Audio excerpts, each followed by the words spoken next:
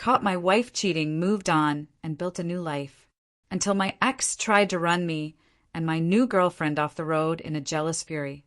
Can you imagine finding the person you built your entire life with, not just cheating in your own bed, but then having her try to murder you and your new girlfriend in a crowded parking lot?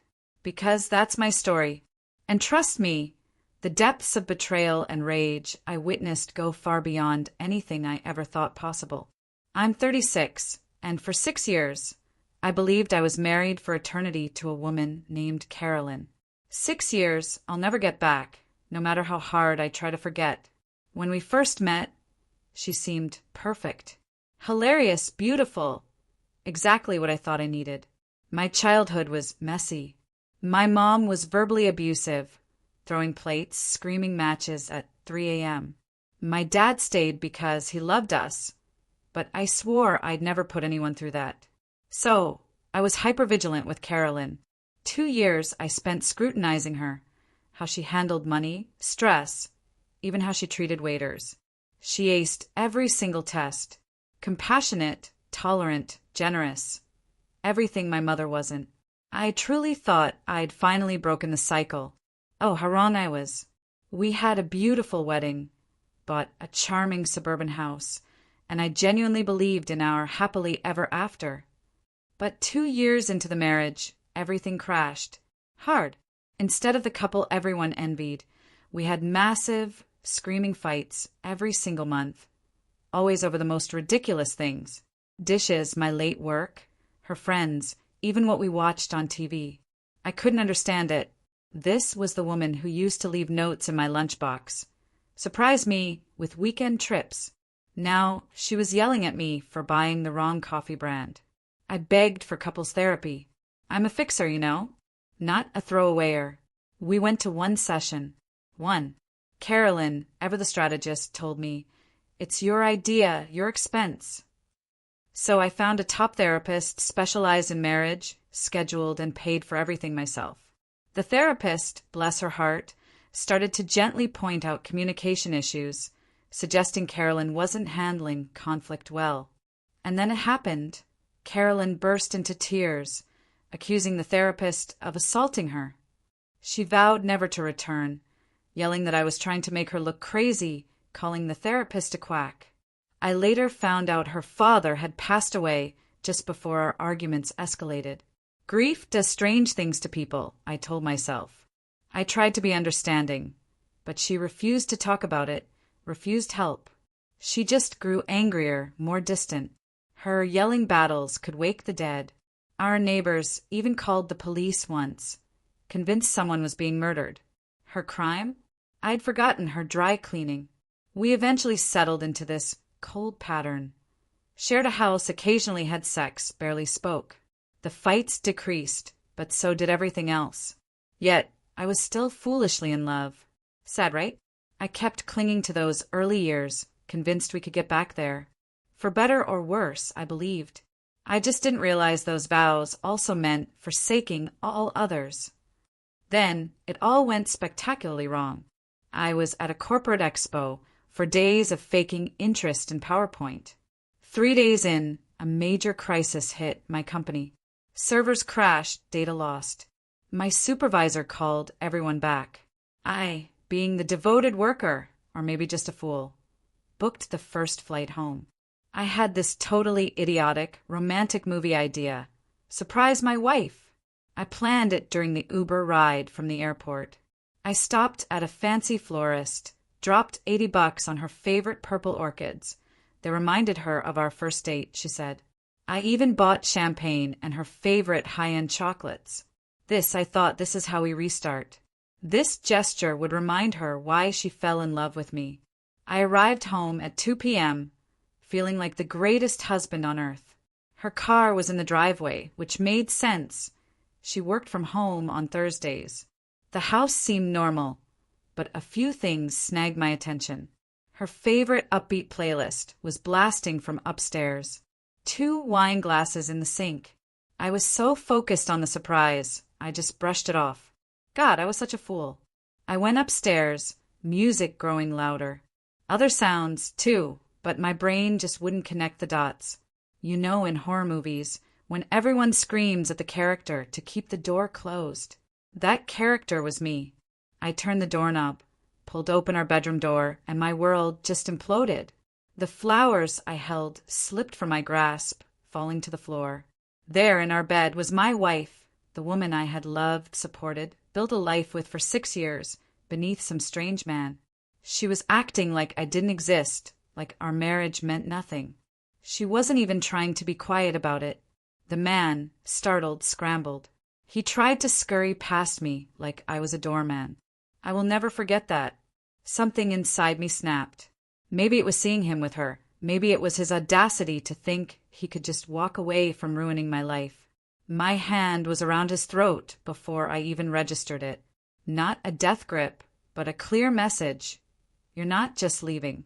Instead of punching him, which every fiber of my being screamed to do, I gave him 2 open-handed slaps across the face, like some dramatic housewife from a soap opera. I'm still baffled why. His expression shifted from fear to pure rage, as if he was going to fight me in my own home. Can you believe the sheer disdain? He'd probably been fed some story about me being single or separated. I bet he thought I was just some crazy ex-boyfriend. I released him, not out of fear, but because I immediately realized this pathetic excuse for a man wasn't worth an assault charge. He hadn't promised me anything. He hadn't vowed to love and care for me. The true traitor was still in that bedroom. My entire body trembled as I turned back to Carolyn. The woman I had dedicated my life to for 6 years was there, fumbling with her bra, as if my presence was a trivial annoyance. The purple orchids I'd bought were crushed on the floor, likely beneath the man's fleeing feet. She was primping in the mirror I'd bought her last Christmas, taking her sweet time, as if she hadn't just annihilated our marriage. She wouldn't meet my gaze, just straightened her hair, utterly nonchalant. And then she looked at me with this irritated expression, like I was a door-to-door salesperson interrupting her day. "Why are you even back, Nat?" she asked. Not "I'm sorry," or "I can explain." Just annoyed. The fact that I'd come home early and caught her cheating in the bed we bought in the house where I paid most of the mortgage actually bothered her.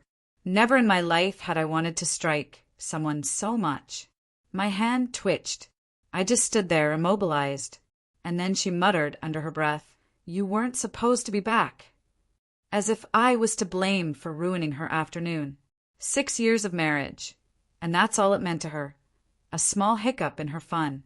I saw our wedding picture on the nightstand, right next to where she'd placed the breakfast I made her last weekend. She'd told me she was too tired for sex for 3 months, yet clearly had plenty of energy for the stranger. Like a fool, I thought about all the late nights at work, the girls' nights out, the visits to her mother. How long had this been going on? How many men had shared my bed? Carolyn wasn't finished. This woman, this nasty jerk, went completely ballistic. "You weren't supposed to return," she screamed, her face red and splotchy, just like in our fights. "You are to blame for this. You wouldn't have seen this if you had simply informed me that you were returning home." Olympic-level mental gymnastics. She actually accused me of being the one who discovered her infidelity.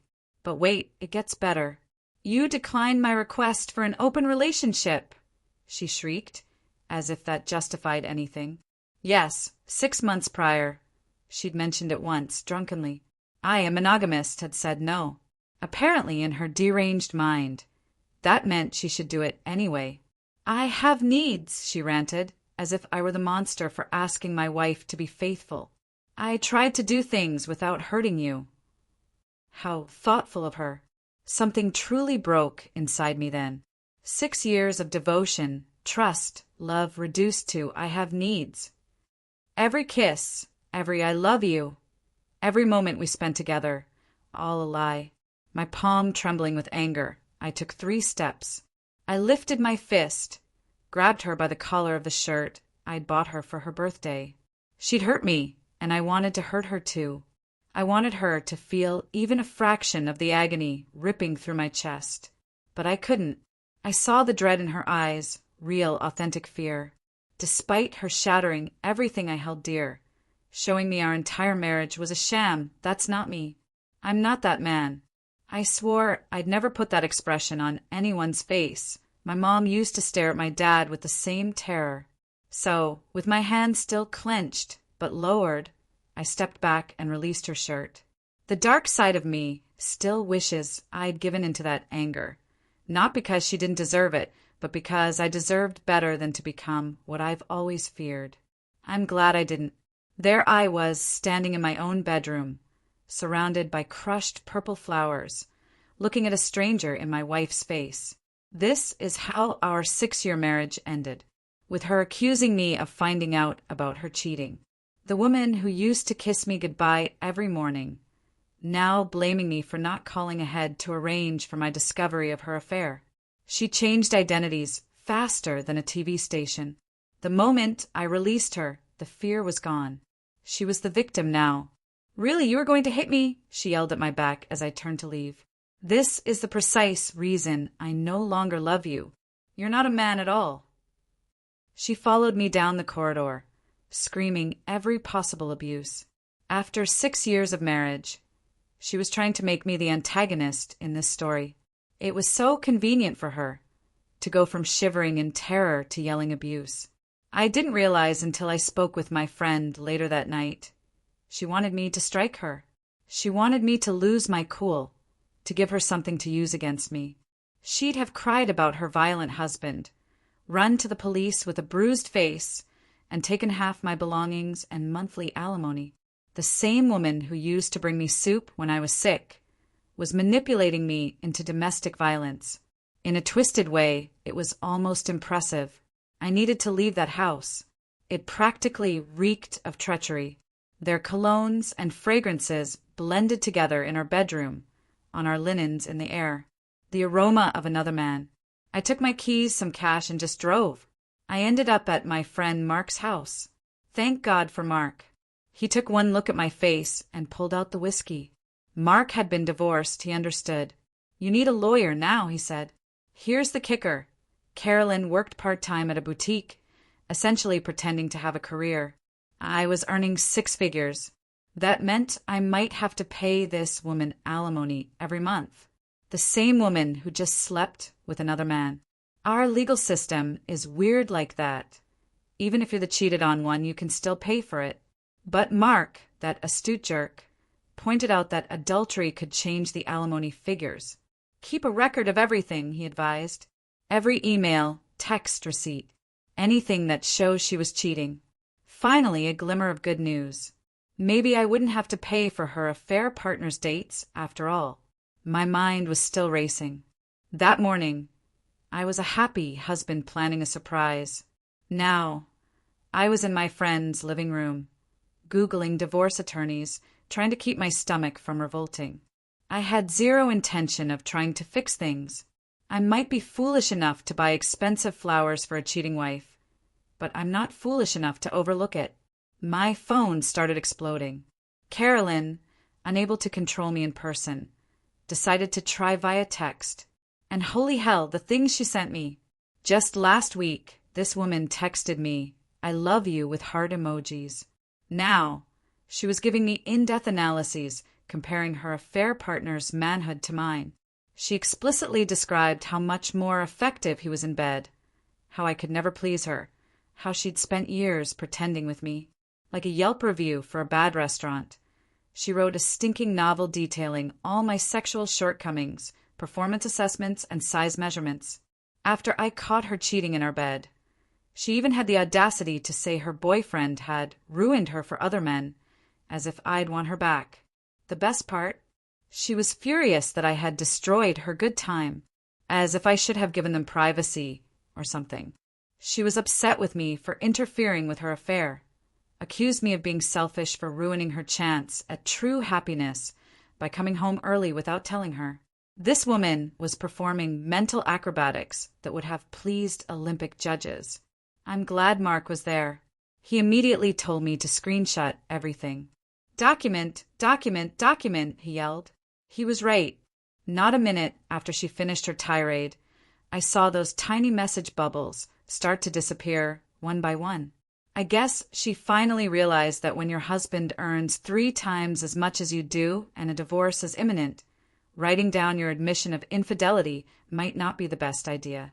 She resorted to the usual slurs, but made sure to keep her afternoon activities out of the conversation. The speed at which she shifted from boasting about her affair to acting as if it never happened was astounding. Like watching someone erase evidence from a murder scene in real time. Unfortunately for her, I had screenshots of every single word. She erased the text, but she couldn't erase the truth, or the images of them now safely saved in my camera roll. Ready to prove to a divorced judge why I shouldn't pay her a dime of alimony. That evening, Mark was a goldmine of divorce information. Between shots of whiskey, he guided me through every step, gathering proof, protecting my financial accounts. I hardly slept. The next 2 weeks were a blur of lawyer meetings. Some seemed fresh out of law school. Others wanted retainers that cost more than my car. Finally, I found Lucas. He didn't need me to sell a kidney, and he seemed to genuinely care. When I showed him the screenshots of Carolyn's texting tantrum and the photos of our bedroom, he actually grinned. Pragmatic, he said we had a strong case to reduce or even eliminate alimony. He cautioned that judges in our state often favor the lower-earning spouse, but he promised to fight for me. Having someone knowledgeable and supportive in my corner felt like the first positive development since this nightmare began. Serving Carolyn with divorce papers was the next exciting chapter. For 3 weeks, she avoided the server, changing her schedule, pretending not to be home, even having her mother claim she'd moved to Florida. She probably hadn't exercised honestly for months when the server finally caught her leaving a yoga session. She took all 30 days legally allowed to respond. Even then, it was pure malice. She knew I was paying Lucas by the hour, so she dragged everything out. Carolyn became the queen of petty. She couldn't locate bank statements I knew she had, forgot necessary paperwork, was late to every meeting, and insisted on a thorough inventory of every item in the house, down to the last spoon. Her lawyer kept sending absurd settlement offers. Besides my 401k in the house, she wanted alimony. This woman, caught cheating, demanded half my retirement funds. It was truly outrageous. The most annoying part? She was still seeing her affair partner, mutual friends told me, and she was doing her best to make my life miserable while living her best life. Whenever we were close to an agreement, she'd suddenly change her mind or make new demands. She seemed to take sick joy in me squandering money on legal bills. I could almost hear her giggling all the way to her boyfriend's bedroom every time Lucas had to respond to one of her absurd proposals. While Carolyn was busy prolonging the divorce, I tried to re-enter the dating scene. I went through a phase of hooking up with random women from dating apps. Not my proudest moment. Bumble, Tinder. I tried to convince myself this was moving on, but each morning felt worse. Every pointless hookup reminded me why I'd declined Carolyn's open relationship proposal. That wasn't for me. I've always been the guy who wants a genuine connection, inside jokes, waking up next to the same person.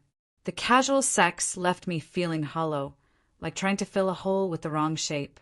I needed something to keep my mind busy besides work, divorce papers, and failed hookups. I used to read a lot, stay up all night finishing books. Then Carolyn came along, and life became 60-hour work weeks and monthly shouting matches. So one Saturday, instead of scrolling dating apps or checking lawyer emails, I went to this small independent bookstore downtown. Cats napping in windows, creaking wooden floorboards, that wonderful old book smell. You know the kind. I felt totally disoriented in the sci-fi section. The entire genre had clearly evolved while I was busy trying to save my marriage. Huge series, 15 books long, titles I couldn't even pronounce. A woman next to me actually laughed. Not nasty, just a gentle, delighted sound. I must have looked pathetic, staring at the shelves with a bewildered expression. When I turned, she just smiled and asked if I needed help holding this enormous book that could have been used as a weapon. I told her I didn't know where to start, but I was looking for good sci-fi. Next thing I knew, we were sitting in these comfy chairs in the corner, and she was teaching me the basics of contemporary science fiction. She was so enthusiastic. Her eyes glowed when she talked about her favorite novels, and she had this cute habit of tucking her hair behind her ear when she got excited about a series. A brief book recommendation turned into a 2-hour discussion about everything from space operas to classic Asimov. I told her about my old college favorites. She told me about a parallel universe series she loved. For the first time in months, I had a meaningful conversation. No attorneys, no divorce documents, no awkward Tinder pickup lines. I forgot all about Carolyn. For those 2 hours, I was just a man discussing books with a stunning woman who genuinely seemed to be listening. Eventually, I plucked up the courage to ask for her number. My hands were shaking as I put it in my phone. Something about her made me feel like a kid again. Pretty pitiful for a 36-year-old man. I left that bookstore with her number, her recommendation for the 3-body problem, and the first sincere smile I'd felt in months. As I reread our text exchange that evening, it struck me how different it felt from all those pointless Tinder texts. Something genuine was there. I knew I had to tell her about my ongoing divorce on our first real date. I'd mentally practiced the conversation a dozen times, expecting her to bolt when I brought up my insane, soon-to-be ex-wife. But Emma, yes, that's her name, just took a sip of her wine and said, "Thank you for being honest. At least you're addressing your baggage, which we all have." Simple as that. No judgment, no strange glances, no awkward attempts to change the subject. She even joked that at least she wouldn't have to wonder if the man she was dating was secretly married. Emma was the polar opposite of Carolyn. Carolyn yelled during conflicts. Emma explained things gently. Emma gave me the attention Carolyn demanded, showed genuine interest in my work, remembered little details I'd mentioned weeks ago, and never once made me feel guilty about being in a divorce. For the first time in years, I felt heard and seen. The best part, I wasn't even trying to find her. 2 people, connected over science fiction. No dating apps, no friend hookups. You can't make this stuff up. After 5 months of dating Emma, I was completely smitten. She made me feel comfortable in every way, sending me book recommendations at work, leaving little notes in books she lent me, truly listening when I shared my day. But Carolyn kept putting up obstacle after obstacle in the divorce process. Whenever I thought we were almost done, she'd come up with a new way to drag things out. Missing signatures, contested assets, suddenly remembered joint accounts. You name it, she tried it. Emma was incredibly patient. She never complained about being with a technically married man, never pressured me. She'd just support me through the annoying phone calls with Lucas, reassuring me that this too would pass. I was finally beginning to feel truly happy again, not just acting happy. Naturally, that's exactly when everything went completely haywire. I'd just spent a wonderful Saturday with Emma. We'd been shopping, had lunch at this adorable little cafe, and were walking back to her car in the mall parking lot. The sun was going down, and we were discussing what movie to watch that evening. I was listening to her giggle about something one moment, and then everything erupted into pandemonium.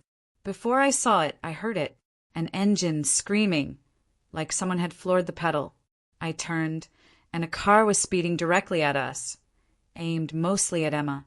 Out of pure instinct, I grabbed her arm to pull her away, but I wasn't fast enough. The car clipped her leg, and I watched in horror as it just broke. I will never forget the sound of her bone cracking and her scream. As she fell to the pavement, I slid down with her, trying to shield her body with mine. I was reaching for my phone to dial 911 when I heard tires squealing again. The car, still roaring, was backing up after colliding with another vehicle. It dawned on me then, this was no accident. This driver was attempting to strike us again. Emma's leg was bent at this terrible angle, and she was crying in agony. I knew if I didn't move her, we would both die. My pulse was racing so fiercely, I thought it would burst. I grabbed her by the arms and pulled her between 2 parked cars. Every movement made her cry out, but I had to keep going.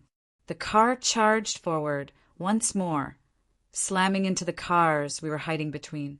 Every alarm in the area blared. People were yelling, running toward us from all directions, phones out.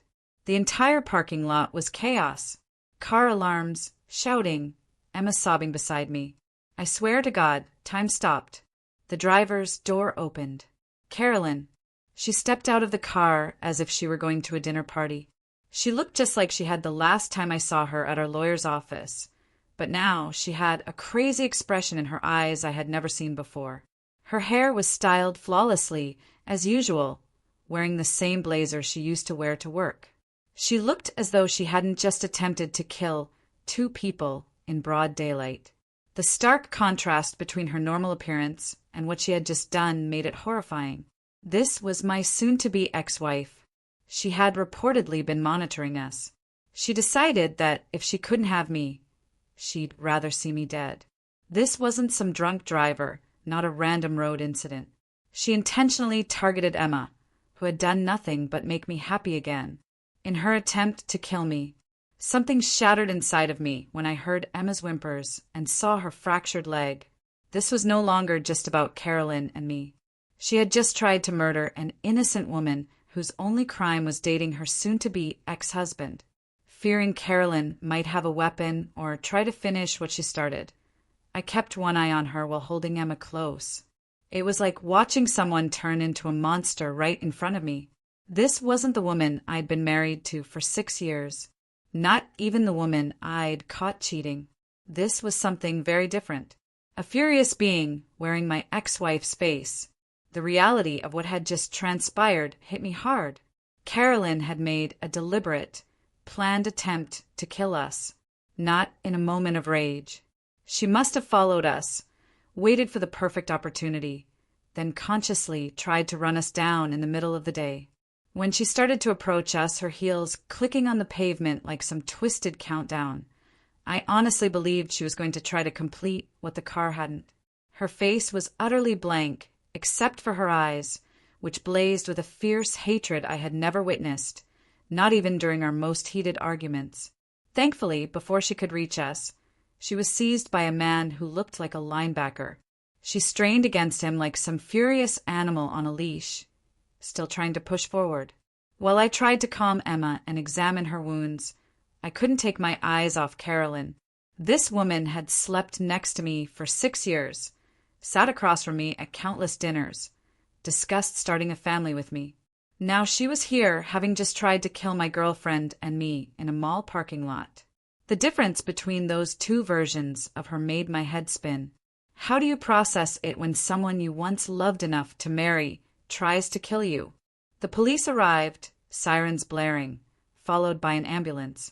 Emma was in excruciating pain as they loaded her in, but she tried to grin at me, reassuring me she was okay. While the officers were cuffing her, Carolyn completely lost it. "It's only been a year, and you're already walking around with that!" she screamed at the top of her lungs. Everyone around us recoiled at the sheer vitriol in her voice. In front of dozens of witnesses, she had just tried to commit murder, and in her deranged mind, she was somehow the victim. That's when I realized how completely insane it all was. I walked in on her cheating in our bed. She violated our vows. She accused me of catching her. She prolonged our divorce out of spite. Now she was being arrested for attempted murder, yelling about betrayal. The mental gymnastics were Olympic level. She was acting as though I was the bad guy for moving on after she ruined our marriage with infidelity. Standing there in that crowded parking lot, watching my ex-wife being crammed into the back of a police car while still yelling profanities, with my girlfriend's blood on my hands from where I tried to help her, I felt like I was in a distorted parallel universe. My wife, who used to make me breakfast on Sundays and send me adorable texts, had just tried to kill 2 people in cold blood. And the most absurd part? She truly seemed to think she had a right to do it. Every time I visited Emma in the hospital, I expected her to tell me it was over. Who could blame her? His insane, soon-to-be ex-wife wants to use her as a hood ornament 5 months into dating. Most people don't sign up for that kind of baggage. Because she had the misfortune of dating me, she had to endure months of physical therapy and had her leg in an enormous cast. When I told her who the driver was, I couldn't look her in the eye. I just gazed at the hospital floor, waiting for the inevitable. I can't do this anymore.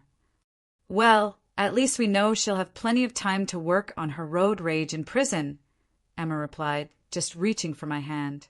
She actually joked about it.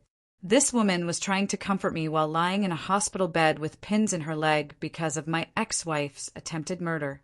When I asked if she was certain she wanted to stay with me after everything, she gave me a weird look. Do you really believe that I will allow her to win? I'm going to walk again, absolutely fine, and she's going to prison. I think I'm going to win this one. The district attorney's office was obsessed with this case. Turns out the entire event was captured in stunning high definition by multiple security cameras. The video was terrifying. Carolyn's car first circled the parking lot, resembling a shark searching for food. Then she parked and watched us. This, the DA said, was crucial because it demonstrated premeditation. She didn't just chance upon us and lose it. She tracked us, waited for the perfect opportunity, and then consciously tried to kill Emma before flooring it directly at us. They had video of her passing our area at least 3 times. The security footage resembled a scene from a horror film. You could see how she waited until we were in the ideal position, then just floored it. The first blow that shattered Emma's leg, Carolyn backing up for another attempt, me pulling Emma. Between the cars, all captured. The DA said it was one of the most obvious attempted murder cases she had ever seen. No room for heat of passion or transitory insanity. This was cold-blooded, well-planned attempted murder caught from multiple angles. The most bizarre aspect? Before attempting to kill us, she can be seen on the video checking her makeup in the rearview mirror. She wasn't just adjusting her lipstick. She was meticulously preparing, as if she were going to a business meeting, not trying to commit double homicide. This, the prosecutor said, was another nail in her coffin. It demonstrated she was fully conscious and in charge of her actions. Not a woman who lost her temper out of jealousy, but one who meticulously prepared to kill her ex-husband's new lover and meticulously applied cosmetics for her subsequent mugshot. Because, evidently, plotting to kill your ex's new girlfriend is more important than dividing up the china collection. The entire divorce process was put on hold for months. I alternated between the courthouse, the hospital where Emma was recovering, and my job. Initially, my supervisor was kind, but I could tell his patience was wearing thin after I had to leave work for legal reasons 10 times. My ex-wife couldn't tolerate that I moved on after she cheated, so I was living in the courthouse, burning through PTO and spending hours with prosecutors. The trial itself was a masterclass in the art of incarceration. The prosecutors had an ever-increasing mountain of evidence. First, the security cameras showing Carolyn attempting to assassinate us from 6 distinct perspectives. Then came the parade of witnesses. It felt like everyone in the parking lot had stayed to testify. The soccer mom who saw it all while carrying groceries, the teenager who captured it on his phone, the retired police officer who seized Carolyn before she could finish her task, all described an open-air murder attempt. Emma, even with her leg still in a cast, looked amazing on the stand. Without crying, she recounted seeing the car approach, the agony of her leg breaking, and the fear of knowing Carolyn was coming back for another attempt. I also had to testify, telling the jury about the threatening texts, the divorce drama, and how I discovered Carolyn cheating. Carolyn sat there the entire time, dabbing at her eyes with tissues, trying to look remorseful. But the jurors saw through it all. The verdict: guilty on all counts, including reckless endangerment, aggravated assault with a deadly weapon, and attempted murder. But then things got frustrating. The sentence was announced: 12 years. Only 12 years. For premeditated attempted murder. And if she behaved well, she could be released much sooner. The judge bought her. "I'm so sorry, I wasn't thinking," clearly charade. She sobbed, describing how she lost control and deeply regretted her actions. And I just sat there, thinking about her checking her makeup before trying to murder us. The prosecutors explained, first-time offender, no past record, expressed regret, etc. But really? 12 years? She made a cold-blooded attempt to kill 2 people. She planned it, tracked us, and if the bystander hadn't stopped her, she would have tried a 3rd time. Emma might have died. I might have perished. And if Carolyn behaves well, she might be out in less than 10 years. You can try to kill someone in front of dozens of witnesses and still receive a shorter sentence than a man caught using drugs. Just one of the peculiarities of the legal system. What really got me, though, Carolyn actually had the audacity to turn to us during the sentencing and apologize, stating she wasn't herself that day. As if there's ever a time it's acceptable to try and kill people in a parking lot. Emma refused to give her the satisfaction of an answer, just staring her down the entire time. 12 years wasn't what we hoped for, but it was at least 12 years without having to peer over our shoulder in parking lots. It's funny how a judge's viewpoint on alimony can be significantly altered by a murder attempt. After the criminal trial, the divorce process abruptly became quite straightforward. Carolyn, looking amazing in her orange jumpsuit, had to attend via video link from prison. The judge quickly shut down her lawyer's attempts to fight for part of my assets. Turns out, judges don't feel too sorry for spouses who attempt to kill their former partner's new companions. The court isn't in the business of rewarding attempted murderers with alimony, the judge actually stated. And I quote this: she received exactly everything she had before the marriage. Her personal belongings, her clothing, and her jail commissary account. Her lawyer's expression was priceless as the judge turned down every single one of their demands. No claim to the house, no alimony, no portion of my 401k. Nothing. She ultimately played herself. After spending months dragging out the divorce, making absurd requests, and postponing appointments, she might have gotten something. Instead, she received divorce papers that essentially stated you get nothing and a prison cell. But I couldn't stay in that old apartment. Too many memories.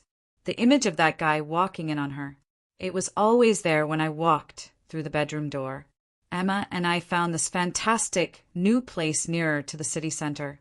It's far nicer than my last apartment, has a great view of the city, and most importantly, the bedroom isn't haunted by the ghost of my cheating ex-wife. Emma is completely recovered now. It's hardly noticeable her leg was ever fractured. She quips that getting struck by a car was completely worth it since it permanently got rid of my psychotic ex-dark humor. But whatever gets you through nearly getting killed, right? I occasionally question whether I could have prevented all of this. Perhaps when she started picking fights over nothing, I should have recognized the warning signs. When she declined couples therapy, maybe I should have fled. To be honest, though, insanity doesn't always raise a giant red signal. Sometimes it goes unnoticed until it tries to kill your lover in a parking lot. But I can honestly say I'm truly happy now. Emma and I are discussing getting married next spring. We met through science fiction books, and now we're living our own wild story with a happy conclusion. Carolyn will undoubtedly get out eventually, but that's what restraining orders are for. Plus, Emma's father, who teaches firearms, ensured we both obtained concealed carry licenses, just in case Carolyn decides to attempt a second round after she leaves. So, if you're going through a divorce or have strange ex-partners, document everything. Be on your watch, and maybe stay away from mall parking lots. And if you're seeing someone new after a divorce, you might want to investigate their background first. Or at the very least, make sure they're not the kind of person who would try to kill someone over a split. Tell me, what would you have done in my place? Have you ever faced anything this insane? I really want to know your thoughts. And Emma's personal favorite car joke. I guess your ex-wife really drove that relationship into the ground. Oh, and I still go to the bookstore with Emma. No, we no longer park in that shopping center. If you enjoyed this story, please make sure to subscribe and hit that notification bell for more real-life dramas.